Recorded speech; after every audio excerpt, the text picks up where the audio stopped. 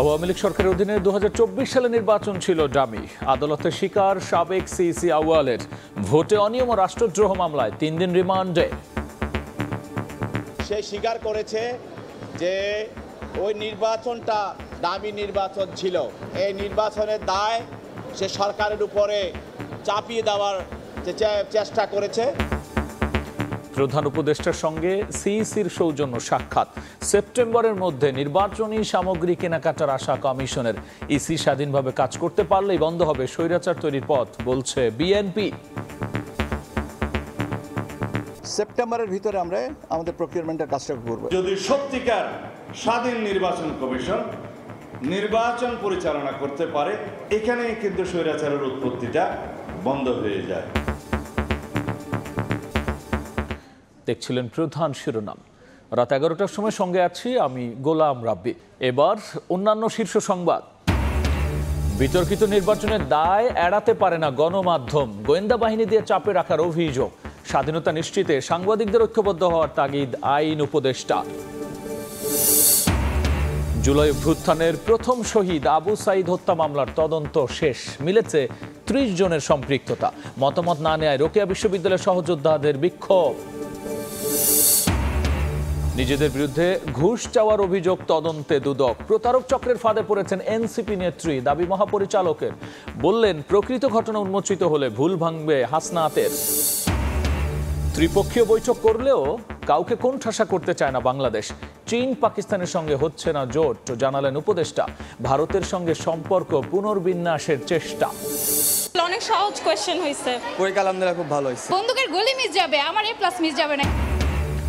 HSC পরীক্ষায় বসলো 12.5 লাখ শিক্ষার্থী। করোনা ও ডেঙ্গু সংক্রমণ ঠেকাতে বিশেষ তৎপরতা। প্রবেশপত্র না পাওয়ায় জামালপুরে অংশ নিতে পারেনি 17 জন।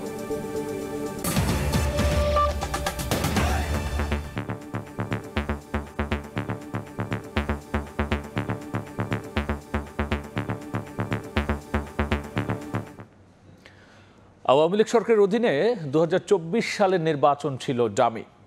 নির্বাচনে অনিয়ম আর রাষ্ট্রদ্রোহিতা মামলার শুনানিতে আদালতে এমন স্বীকারোক্তি দিয়েছেন সাবেক প্রধান নির্বাচন কমিশনার কাজী হাবিবুল আউয়াল। দলীয় সরকারের অধীনে কোনো ভোটই সুষ্ঠু হয়নি বলেও এ সময় দাবি করেছেন তিনি। বলেছেন মৌলিক সংস্কার ছাড়া 1000 বছরেও সুষ্ঠু নির্বাচন সম্ভব নয়। শুনানি শেষে হাবিবুল আউয়ালের 3 দিনের রিমান্ড মঞ্জুর করেছেন বিচারক।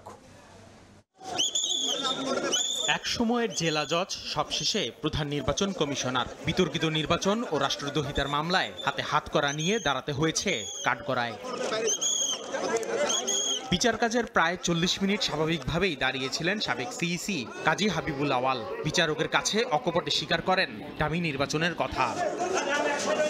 এর পরিপ্রেক্ষিতে বিচারক তাকে জিজ্ঞেস করেন সব জেনেও কেন জনগণের সামনে তা তুলে না ধরে দায়িত্বে বহাল ছিলেন। উত্তরে বলেন রাজনৈতিক বন্দোবস্তের অভাব ও শেখ হাসিনার ক্ষমতার লোভের সামনে নিরুপায় ছিলেন তিনি। মৌলিক সংস্কার না হলে দেশে 1000 বছরেও সুষ্ঠু নির্বাচন সম্ভব না। সে স্বীকার করেছে যে ওই নির্বাচনটা ডামি নির্বাচন ছিল। এই নির্বাচনের দায় সে সরকারের উপরে চাপিয়ে দেওয়ার চেষ্টা করেছে। সে শপথ নিয়ে সেখানে প্রধান নির্বাচন কমিশনার নিযুক্ত হয়েছিল। অতএব সে অন্য কারোর উপরে দায় দেওয়ার তার কোনো রকমের সুযোগ নাই। এ সময় তার বক্তব্যের বিরোধিতা করেন রাষ্ট্রপক্ষের কৌঁসুলি ও উপস্থিত আইনজীবীরা। তারা বলেন নিজের নিষ্ক্রিয়তাকে ঢাকতে দায় চাপিয়ে সাজা থেকে বাঁচার চেষ্টা করছেন কাজী হাবিবুল আউয়াল। শুনানিতে রাষ্ট্রপক্ষ বলেন শেখ হাসিনার সঙ্গে আতাত করে দ্বাদশ জাতীয় নির্বাচনে 1 ঘন্টার মধ্যে 27% ভোটকে 40% দেখিয়েছিলেন তিনি। মাঠ পর্যায়ে দায়িত্বরতদের ঘুষ দেওয়ার অভিযোগও তোলেন। নির্বাচনের সময় প্রত্যেকটা ইনকোয়ারি যারা হয়, বিচারকদের দিয়ে ইনকোয়ারি করা হয়, কমিটি করা হয়, সেখানে 20,000 25,000 করে দেওয়া হতো। কিন্তু প্রত্যেককে আপনি 5 লক্ষ টাকা করে আপনারা তাদেরকে রিমুনারেশন দিয়েছেন। এইটা কেন দিয়েছেন এটা সদুত্তর উনি দিতে পারেন নাই এবং উনি বলছেন এটা আমি জানি না। তদন্ত কর্মকর্তার 10 দিনের রিমান্ড আবেদনকে বয়স ও শারীরিক অবস্থা বিবেচনায় খারিজের আবেদন করেন আসামি পক্ষের আইনজীবীরা। তা নাকচ করে 3 দিনের রিমান্ড মঞ্জুর করেন ঢাকার সিএমএম আদালত। আসিফ মোহাম্মদ সিয়াম, সময় সংবাদ, ঢাকা। সেপ্টেম্বরের মধ্যে নির্বাচনী সামগ্রী কেনাকাটার প্রক্রিয়া সম্পন্ন হবে বলে জানিয়েছেন নির্বাচন কমিশন সচিব আখতার আহমেদ। বলেন ভোটার তালিকায় কারা যুক্ত হবেন তা কমিশন যৌক্তিক বিবেচনায় নির্ধারণ করবে। এমন বিধান রেখে ভোটার তালিকা আইন সংশোধন করতে আইন মন্ত্রণালয়ে পাঠানো হয়েছে। এছাড়াও ৭৬টি আসনের সীমানা পুনর্নির্ধারণ চেয়ে আবেদন এসেছে জানিয়ে সচিব বলেছেন বিষয়টি পর্যালোচনা করা হচ্ছে। এদিকে প্রধান উপদেষ্টার সঙ্গে সৌজন্য সাক্ষাৎ করেছেন প্রধান নির্বাচন কমিশনার এএমএম নাসির উদ্দিন। দায়িত্ব নেওয়ার কিছুদিনের মধ্যেই ২০২৫ সালের ডিসেম্বর থেকে ২০২৬ সালের জুনের মধ্যে নির্বাচনের ঘোষণা এবং ১৭ বছর যাদের বয়স তাদেরকেও ভোটার করার কথা বলেন অন্তর্বর্তীকালীন সরকারের প্রধান উপদেষ্টা। আমি মনে করি ভোটার হওয়ার বয়স ১৭ বছর নির্ধারিত হওয়া উচিত। সরকারের এমন বার্তায় কিছুটা নড়েচড়ে বসে নির্বাচন কমিশন। প্রতি বছর ভোটার তালিকা হালনাগাদের খসড়া ২রা জানুয়ারি প্রকাশ করার বিধান রয়েছে, কিন্তু ভোট বছরের মাঝপথে হলে ১৮ বছরের নিচের তরুণরা ভোটে অংশ নিতে পারবে কিনা এ নিয়ে চলে আলোচনা। এমন বাস্তবতায় ভোটার তালিকা প্রকাশের নির্দিষ্ট কোনো তারিখ না রেখে আইন সংশোধনের প্রস্তাব দিয়েছে বলে জানালেন ইসি সচিব। ভোটার তালিকাতে কোন পর্যন্ত সময়সীমা নিয়ে ভোটার করা হবে, যেখানে আমরা বলছি যৌক্তিক বিবেচনায় যে সময়টা পর্যন্ত মনে করবেন যে ভোটার তালিকায় অন্তর্ভুক্ত করা যায়, সেই যৌক্তিক বিবেচনাটা কমিশন সবাই সিদ্ধান্ত নিয়ে সেই তারিখটাকে করবেন। বিদ্যমান আইনের একটা পরিবর্তনের জন্য আমরা একটা প্রস্তাব করেছি এবং এর সংক্রান্ত একটা সংশোধনী প্রস্তাব আমরা আইন মন্ত্রণালয়ে পাঠিয়েছি। বলেন ৭৬টি আসনের সীমানা পুনর্নির্ধারণ চেয়ে আবেদন এসেছে, এসব নিয়ে পর্যালোচনা চলছে। নির্বাচনী সামগ্রী কেনাকাটার প্রক্রিয়া সেপ্টেম্বরের মধ্যে সম্পন্ন হবে বলেও জানান তিনি। সেপ্টেম্বরের ভিতরে আমরা আমাদের প্রকিউরমেন্টের কাজটা করব, এই বছরের সেপ্টেম্বরের মধ্যে।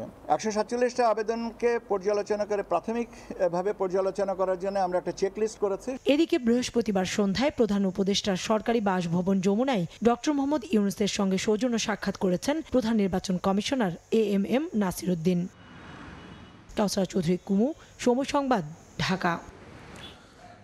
এদিকে নির্বাচন কমিশনের স্বাধীনতা নিশ্চিতের তাগিদ দিয়েছেন বিএনপির স্থায়ী কমিটির সদস্য সালাউদ্দিন আহমদ। তিনি বলেছেন, তত্ত্বাবধায়ক সরকারের অধীনে সুষ্ঠু ভোট হলেই বন্ধ হবে স্বৈরাচারী তৈরির পথ। অন্যদিকে ইউরোপীয় ইউনিয়নের রাষ্ট্রদূতের সঙ্গে বৈঠকের পর বিএনপি নেতা আমির খসরু মাহমুদ চৌধুরী বলেছেন, আগামী ফেব্রুয়ারিতে জাতীয় নির্বাচন আয়োজনের খবরে স্বস্তি প্রকাশ করেছে ইইউ। আলাদা আয়োজনে তিনি বলেছেন, তফসিল ঘোষণার পরই নির্বাচনী প্রস্তুতি নেবে তার দল। নির্বাচন সহ নানা বিষয়ে বিএনপির সঙ্গে বৈঠক করেছেন বাংলাদেশে নিযুক্ত ইউরোপীয় ইউনিয়নের রাষ্ট্রদূত মাইকেল মিলার। বৃহস্পতিবার গুলশানে বিএনপি চেয়ারপারসনের কার্যালয়ে এই বৈঠকে নেতৃত্ব দেন দলটির স্থায়ী কমিটির সদস্য আমির খসরু মাহমুদ চৌধুরী। পরে সংবাদ সম্মেলনে আমির খসরু জানান, জাতীয় নির্বাচনের অপেক্ষায় আছে ইউরোপীয় ইউনিয়ন। তারা ফেব্রুয়ারিতে নির্বাচন আয়োজনের খবরে স্বস্তি প্রকাশ করেছে। নির্বাচনে ফেব্রুয়ারিতে হতে যাচ্ছে, এই জন্য সবার তো একটা স্বস্তি আছে, সন্তুষ্টি আছে। এবং বিচার বিভাগে যে সেক্রেটারিয়েট করার যে কথাগুলো আলাপে আসছে, যেটা তো বিএনপি আমরা নিজেরাই প্রপোজাল দিয়েছি, এই বিষয়টা তারাও সমর্থন করে এবং তারা এই ব্যাপারে ফান্ডিং করতেও রাজি আছে। এদিন বিকেলে একই স্থানে গণ অধিকার পরিষদের সঙ্গে বিএনপির লিয়াজো কমিটির বৈঠক হয়। পরে গণমাধ্যমে আমির খসরু জানান, তফসিল ঘোষণার পরই নির্বাচনের প্রস্তুতি নেবেন তারা। আমরা সেই জায়গায় এখনো আসিনি। যখনই নির্বাচনী কার্যক্রম তফসিল ঘোষণা হবে, এই আলোচনাগুলো, এই বিষয়গুলো উঠে আসবে এবং সকলের সাথে আলাপ আলোচনা করা হবে। এদিকে জাতীয় প্রেস ক্লাবে নাগরিক ঐক্যের প্রতিষ্ঠাবার্ষিকীর আলোচনায় বিএনপির স্থায়ী কমিটির আরেক সদস্য সালাউদ্দিন আহমদ বলেন, সুষ্ঠু ও নিরপেক্ষ নির্বাচনের জন্য সংবিধানে তত্ত্বাবধায়ক সরকার ব্যবস্থা থাকতে হবে। নির্বাচনকালীন সময়ে কেয়ারটেকার সরকার ব্যবস্থা বহাল থাকতে হবে। কেয়ারটেকার সরকার ব্যবস্থার মধ্য দিয়ে যদি সত্যিকার স্বাধীন নির্বাচন কমিশন নির্বাচন পরিচালনা করতে পারে, এখানেই কিন্তু স্বৈরাচারের উৎপত্তিটা বন্ধ হয়ে যায়। আমরা বলেছি 10 বছরের বেশি কোনো ব্যক্তি বাংলাদেশে প্রধানমন্ত্রীত্বের আসনে বসতে পারবেন না। এখানেই স্বৈরাচারকে রুখে দেওয়া হলো, এখানেই ফ্যাসিবাদের উৎপত্তি বন্ধ করে দেওয়া হলো। এদিন নয়াপল্টনে বিএনপির কেন্দ্রীয় কার্যালয়ে সংবাদ সম্মেলনে দলটির সিনিয়র যুগ্ম মহাসচিব রুহুল কবির রিজভী আহমেদ জানান, জুলাই আন্দোলনের বর্ষপূর্তি উপলক্ষে 36 দিনব্যাপী কর্মসূচি পালন করবে বিএনপি। গণ অভ্যুত্থান, আমাদের যে শোক এবং বিজয়ের যে কর্মসূচি আমি এতক্ষণ বললাম, সেই 5ই আগস্ট যে বিজয় হয় এর মধ্যে সরকারি কর্মসূচি থাকবে, ওই জন্য আমরা 6 তারিখ এটা নিয়েছি। কাউকে অপদস্থ নয়, আইনের মাধ্যমে অপরাধীদের বিচারের প্রতি বিএনপি শ্রদ্ধাশীল বলেও জানান রিজভী। শেখ হাসিনা যে পথ দেখিয়েছেন সেই পথে আমরা যাব না। আহমেদ সালেহীন, সময় সংবাদ, ঢাকা। বিতর্কিত নির্বাচনের দায় গণমাধ্যম এড়াতে পারে না বলে মন্তব্য করেছেন জাতীয় ঐকমত্য কমিশনের সদস্য বদিউল আলম মজুমদার। আওয়ামী লীগের আমলে গোয়েন্দা বাহিনী দিয়ে গণমাধ্যম কর্মীদের চাপে রাখা হতো অভিযোগ করেন প্রেস সচিব শফিকুল আলম। রাজধানীতে এক সংলাপে গণমাধ্যমের স্বাধীনতা নিশ্চিতে সাংবাদিকদের ঐক্যবদ্ধ হওয়ার তাগিদ দিয়েছেন আইন উপদেষ্টা। বৃহস্পতিবার সকালে রাজধানীর সিডাপ মিলনায়তনে সেন্টার ফর গভর্নেন্স স্টাডিজ আয়োজিত গণমাধ্যমের স্বাধীনতা, সাংবাদিকদের সুরক্ষা ও অভিযোগ নিষ্পত্তির আইনি কাঠামো পর্যালোচনা শীর্ষক সংলাপ অনুষ্ঠিত হয়, যেখানে অংশগ্রহণ করেন সাংবাদিক, রাজনৈতিক নেতা, সরকারের উপদেষ্টা, সচিব ও সুশীল সমাজের প্রতিনিধিরা। নাগরিক প্রতিনিধিরা বলেন, গত 15 থেকে 16 বছরে সাংবাদিকতায় যে কালচার তৈরি হয়েছে সেটা অল্প সময়ে কাটিয়ে ওঠা যাবে না। আর যদি নিজস্ব কতগুলো মতবাদ দৃষ্টিভঙ্গি থাকে তার তো প্রতিফলন সেই জায়গা থেকে সাংবাদিকরা সুরক্ষা দরকার। সাংবাদিকরা সত্যিকার অর্থে যদি সাংবাদিকতা চর্চা করেন তাহলে সরকার কি বললো কি করলো সেটাকে তোয়াক্কা না করে তার সাংবাদিকতাই করতে হবে। গণমাধ্যম যদি সেই ভূমিকা পালন করতো তার জন্য নির্বাচনগুলো বহুলাংশে প্রতিহত করা যায়। অনুষ্ঠানে অংশ নিয়ে আইন উপদেষ্টা আসিফ নজরুল ও প্রধান উপদেষ্টার প্রেস সচিব গণমাধ্যমের স্বাধীনতা নিশ্চিতে সরকারের অবস্থান তুলে ধরেন। তারাও মনে করেন মুক্ত গণমাধ্যম নিশ্চিতে সাংবাদিকদের ভূমিকায় সবচেয়ে বেশি। এগুলো এজেন্সি যা ন্যাশনাল সিকিউরিটি নিয়ে কাজ করার কথা ছিল তারা অযাচিতভাবে সাংবাদিকদের কাজে হস্তক্ষেপ করতেন, ডিজিএফআই করতেন, ডিবি করতেন। তা আমরা এই কাজটা তো করছি না। আমরা সত্যি সত্যি ফ্রিডম অফ প্রেসে বিশ্বাস করি এবং সেটা ফলো করার চেষ্টা করি। এ সময় সাংবাদিকদের বিরুদ্ধে মিথ্যা হত্যা মামলার বিষয়েও কথা বলেন আসিফ নজরুল। এই দেশে সমস্ত শ্রেণীর মানুষের বিরুদ্ধে মিথ্যা মামলা হচ্ছে, সেই তুলনায় সাংবাদিকদের বিরুদ্ধে মামলা হয়েছে সেটা পার্সপেক্টিভ দেখলে অস্বাভাবিক না, অনাকাঙ্ক্ষিত। বিভিন্ন অভিযোগে 266 জন সাংবাদিকের বিরুদ্ধে মামলা হয়েছে জানিয়ে আইন উপদেষ্টা বলেন, গ্রেফতার করা হয়েছে 15 জনকে। তোহা খান তামিম, সময় সংবাদ, ঢাকা। জুলাই অভ্যুত্থানের প্রথম শহীদ আবু সাইদ হত্যা মামলা তদন্ত শেষ হয়েছে। প্রতিবেদন হাতে পেয়েছে প্রসিকিউশন। হত্যায় তৎকালীন রংপুর মেট্রোপলিটন পুলিশের কমিশনার সহ 30 জনের সম্পৃক্ততা মিলেছে। প্রসিকিউশন জানায়, নিরস্ত্র আবু সাইদকে হত্যার উদ্দেশ্যেই গুলি করা হয়। রোববার এই মামলায় আনুষ্ঠানিক অভিযোগ দাখিল করা হবে।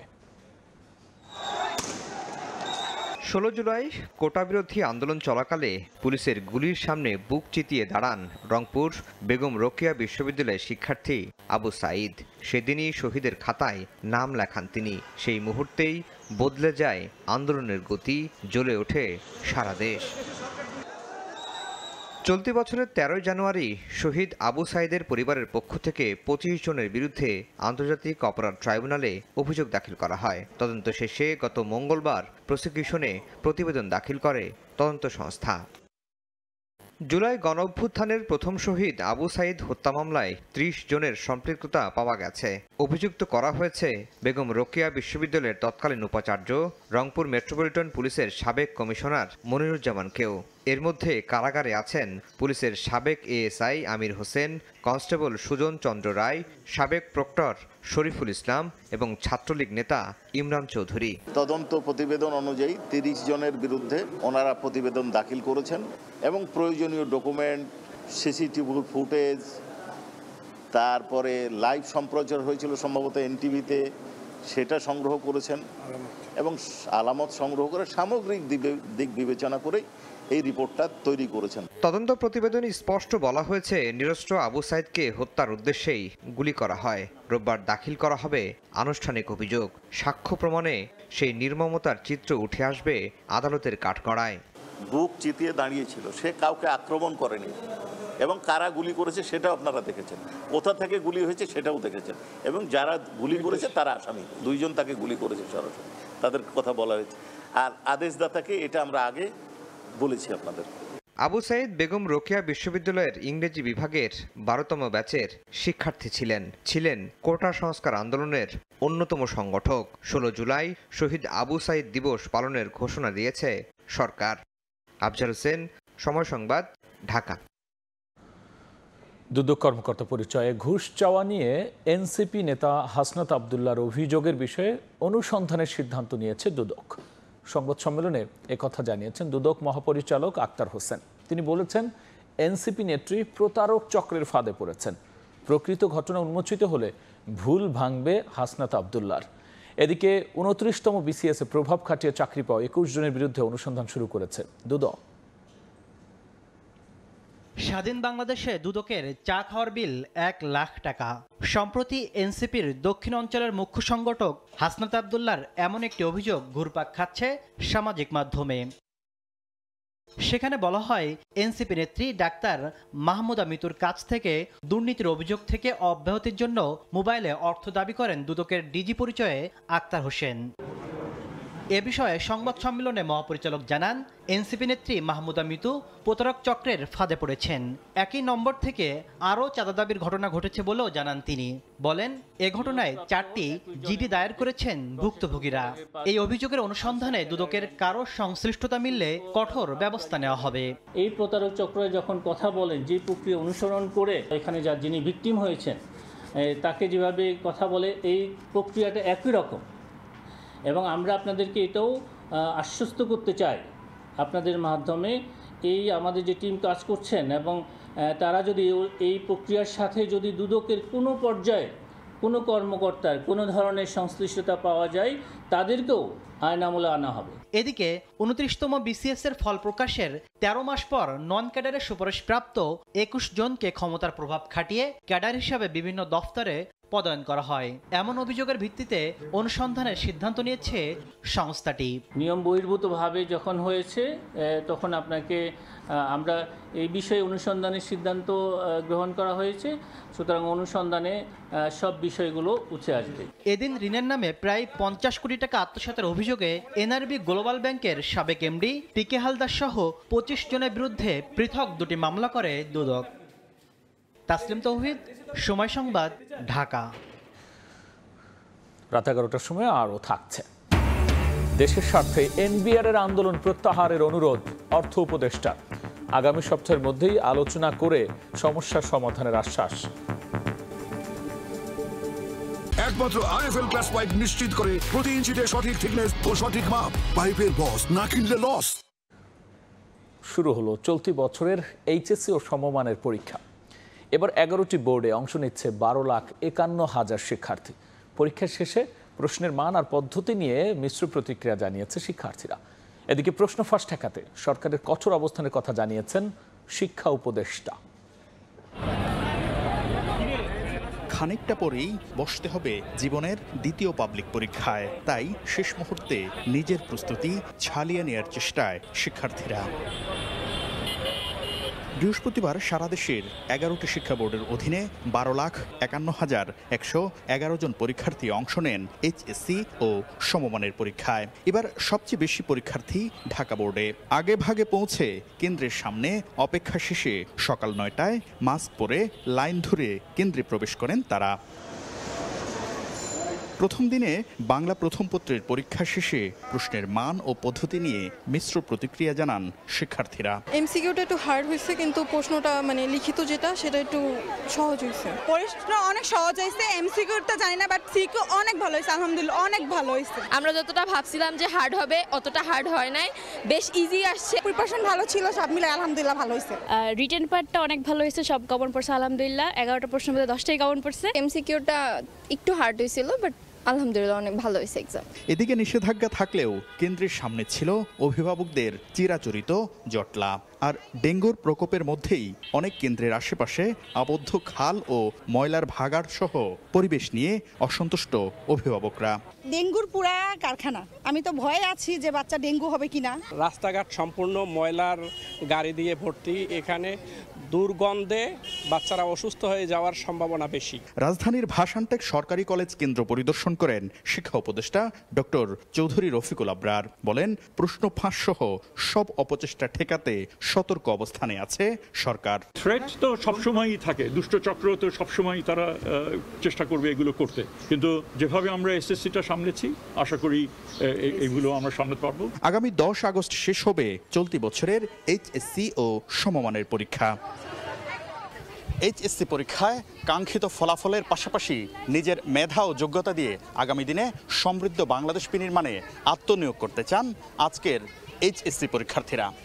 শাকির আহমেদ, সময় সংবাদ, ঢাকা। প্রবেশপত্র না পাওয়ায় জামালপুরে এইচএসসি পরীক্ষায় অংশ নিতে পারেনি 17 শিক্ষার্থী। এ ঘটনার পর কলেজের সাইনবোর্ড খুলে গেটে তালা ঝুলিয়ে আত্মগোপনে চলে গেছে কলেজ অধ্যক্ষ সহ সংশ্লিষ্টরা। শিক্ষার্থীরা জানিয়েছেন, পৌর এলাকার প্রশান্তি আইডিয়াল স্কুল অ্যান্ড কলেজের শিক্ষার্থীদের ইসলামপুরের সভার চর কলেজ থেকে রেজিস্ট্রেশন করিয়ে এইচএসসি পরীক্ষা দেওয়ার ব্যবস্থা করা হয়। এবারও 17 শিক্ষার্থীকে ওই কলেজের মাধ্যমে রেজিস্ট্রেশন করানো হয়, কিন্তু পরীক্ষা শুরু হলেও ওই শিক্ষার্থীদের প্রবেশপত্র দিতে পারেনি কলেজ কর্তৃপক্ষ। শিক্ষার্থীরা পরীক্ষা না দিতে পেরে কলেজটির সামনে অবস্থান নেয়। পরে কলেজের সাইনবোর্ড খুলে গেইটে তালা ঝুলিয়ে আত্মগোপনে চলে যান কলেজ অধ্যক্ষ সহ সংশ্লিষ্টরা।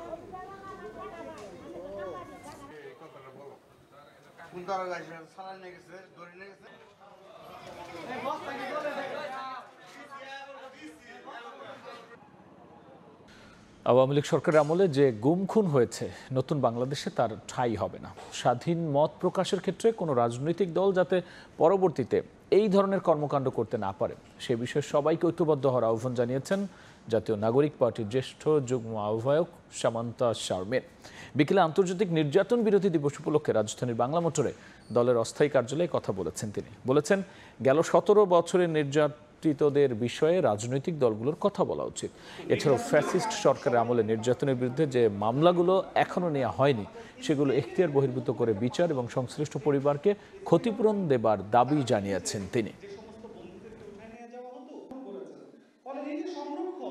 অবিলম্বে এখানে অন্তর্বর্তীকালীন সরকার তার যতটুকু মেয়াদ আছে তাদেরকে ইন টোটাল বাংলাদেশের সামাজিকভাবে সব ধরনের নিপীড়ন বন্ধ করার জন্য যে ধরনের উদ্যোগ নেওয়া প্রয়োজন এগুলো পলিটিক্যাল পার্টি সহ সকল স্টেকহোল্ডারদের সাথে নিয়ে এই রিপোর্টগুলো বাস্তবায়ন করা এবং কমিশনগুলো যেগুলো হয়নি সেগুলো তৈরি করার দিকে মনোযোগ দিতে হবে। EDF Aluminum, redefine possibilities. ত্রিপক্ষীয় বৈঠক করলেও কাউকে কোণঠাসা করতে চায় না বাংলাদেশ। চীন পাকিস্তানের সঙ্গে বাংলাদেশ কোনো জোট গঠন করছে না বলেও জানান পররাষ্ট্র উপদেষ্টা তৌহিদ হোসেন। বিকেলে পররাষ্ট্র মন্ত্রণালয় এক সংবাদ সম্মেলনে তিনি আরও জানিয়েছেন, ভারতের সঙ্গে সম্পর্ক পুনর্বিন্যাসে কাজ চলছে। ইরানে আটকে পড়া 26 বাংলাদেশি করাচি হয়ে ঢাকায় ফিরবেন বলেও জানিয়েছেন পররাষ্ট্র উপদেষ্টা। 19 জুন চীনের ইউনান প্রদেশের কুনমিং শহরে সচিব পর্যায়ের ত্রিপক্ষীয় বৈঠকের সংবাদ বিজ্ঞপ্তির সঙ্গে এই ছবি প্রকাশ করেছে ইসলামাবাদ। বেইজিং থেকে প্রকাশ করা বিজ্ঞপ্তিতেও একই ছবি। ভৌগোলিক অবস্থান বিবেচনায় এমন ছবি অস্বস্তিতে ফেলতে পারে ভারতকে। দিল্লিকে চাপে ফেলতেই কি 3 প্রতিবেশীর এই জোট? যদিও তা নাকচ করে দিলেন পররাষ্ট্র উপদেষ্টা তৌহিদ হোসেন। বলেন, কাউকে কোণঠাসা করতে কোনো জোট নয়, পারস্পরিক সহযোগিতা বৃদ্ধিতেই এই বৈঠক। এটা হলো আসলে কোনো জোট গঠন করছি না আমরা, মূলত উদ্যোগ চীনের এবং এটা একেবারে অফিসিয়াল পর্যায়ে, এটা কোনো রাজনৈতিক কোনো পর্যায়ে না। আলাপ আলোচনা কিন্তু পুরোপুরি ছিল কানেক্টিভিটি, তারপরে ব্যবসা বাণিজ্য বৃদ্ধি, এগুলি বিষয় নিয়ে। এখানে কোনো ধরনের কোনো ওই আপনার যে জোট গঠন যেটাকে বলছে সেরকম ধরনের কোনো কিছু এটাতে ছিল না। এটা যদি ভবিষ্যতে কোনো অগ্রগতি, কোনো যদি আরও কিছু হয় তখন আপনারা সেটা জানতে পারবেন। চীনের ভাষায় ত্রিপক্ষীয় সহযোগিতা বা পাকিস্তানের ভাষায় ত্রিপক্ষীয় কাঠামো, যাই হোক না কেন বিষয়টি প্রভাব ফেলতে পারে ঢাকা দিল্লির নিরুত্তাপ সম্পর্কে। যদিও ভারতের সঙ্গে সম্পর্ক পুনর্বিন্যাসে কাজ চলছে বলে জানান পররাষ্ট্র উপদেষ্টা। পূর্ববর্তী সরকারের সাথে ভারতের যেরকম ঘনিষ্ঠ সম্পর্ক ছিল, ভারত যেরকম সম্পর্ক প্রতিষ্ঠা করেছিল, আমাদের সাথে বর্তমান সম্পর্ক ঠিক ওই রকম নেই। শীতল আমি বলতে চাই না, আমি বলতেছি যে রিঅ্যাডজাস্টমেন্টের পর্যায়ে আছে। ওআইসি সম্মেলনে রোহিঙ্গা প্রত্যাবাসন নিয়ে ইতিবাচক সাড়া মিলেছে বলেও জানিয়েছেন তৌহিদ হোসেন। সবাই সমর্থন ব্যক্ত করেছে সবাই চায় যে সমস্যার সমাধান হোক। এদিকে ইরানে আটকে পড়া ২৬ বাংলাদেশি করাচি হয়ে ঢাকায় ফিরবেন বলেও জানান পররাষ্ট্র উপদেষ্টা। জুম্মান সাদিক, জ্যাভলিন, সময় সংবাদ, ঢাকা। রাত ১১টার সময় আরও থাকছে। ইসরায়েলের বিরুদ্ধে যুদ্ধে ইরানের জয় দাবি খামেনির। জাতির উদ্দেশ্যে ভাষণে নাগরিকদের প্রতি কৃতজ্ঞতা। IAEA থেকে বেরিয়ে আসার পথে আরেক ধাপ এগুলো তেহরান। দেশে ডেঙ্গু আক্রান্ত হয়ে আরও 2 জন মারা গেছেন। স্বাস্থ্য অধিদপ্তরের তথ্য অনুযায়ী গত 24 ঘন্টায় হাসপাতালে ভর্তি হয়েছেন 195 জন। বৃহস্পতিবার অধিদপ্তর থেকে জানানো হয়, বুধবার সকাল 8টা থেকে বৃহস্পতিবার সকাল 8টা পর্যন্ত হাসপাতালে ভর্তি রোগীর সংখ্যা সবচেয়ে বেশি বরিশালে 74 জন। এছাড়াও ঢাকা মহানগরের হাসপাতালগুলোতে 60, ঢাকা বিভাগে 30, রাজশাহী বিভাগে 18, চট্টগ্রামে 8, সিলেটে 3 এবং ময়মনসিংহ বিভাগে 2 জন হাসপাতালে ভর্তি হয়েছে। এবছর ডেঙ্গুতে আক্রান্ত হয়ে 38 জন মারা গেছেন। আক্রান্ত হয়েছেন 9065 জন।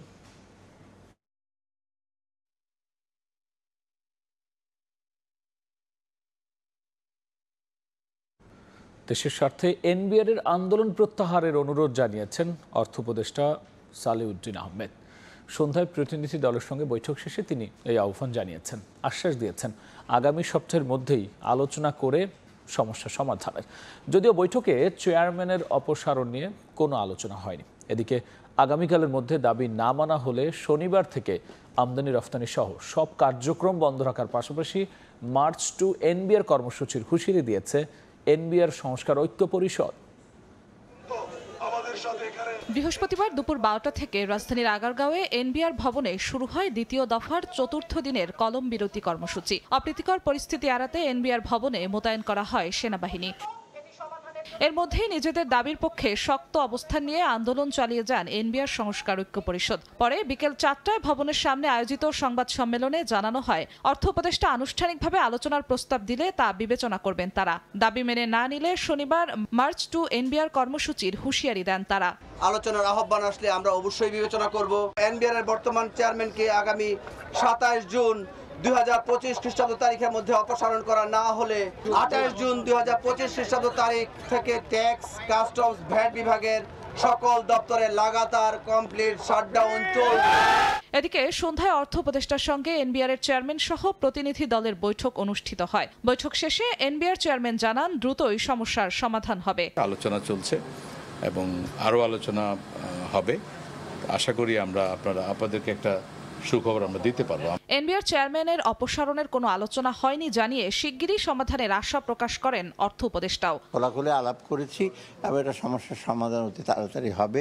আমি আশা করি যারা ইচ্ছা করে যারা মানবে। আমি এটা আগামী সপ্তাহে আবার একটা সভা করব, তখন আমরা চূড়ান্তভাবে সব বলব।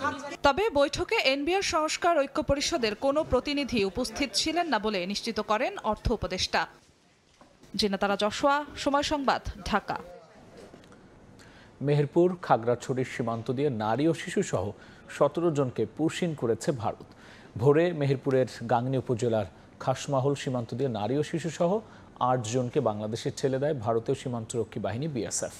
তাদের মধ্যে 3 জনের বাড়ি জামালপুরে, বাকিরা ময়মনসিংহ, খুলনা ও নড়াইলের বাসিন্দা। এদিকে খাগড়াছড়ির মাটিরাঙ্গা উপজেলার শান্তিপুর সীমান্ত দিয়ে জোর করে পাঠানো হয় নারী ও শিশু সহ 9 জনকে। পরে বিজিবি তাদের উদ্ধার করে বেলছড়ি উচ্চ বিদ্যালয়ে রাখে। ইসরায়েলের বিরুদ্ধে যুদ্ধে ইরানের বিজয় হয়েছে বলে দাবি করেছেন দেশটির সর্বোচ্চ ধর্মীয় নেতা আয়াতুল্লাহ আলী খামেনি। 12 দিনের সংঘাতে জয়ের জন্য ইরানি জনগণকে এ সময় তিনি ধন্যবাদও জানিয়েছেন। এদিকে জাতিসংঘ পরমাণু শক্তি সংস্থার সাথে সম্পর্ক স্থগিতে আনা প্রস্তাব চূড়ান্ত অনুমোদন দিয়েছে ইরানের জাতীয় নিরাপত্তা পরিষদ।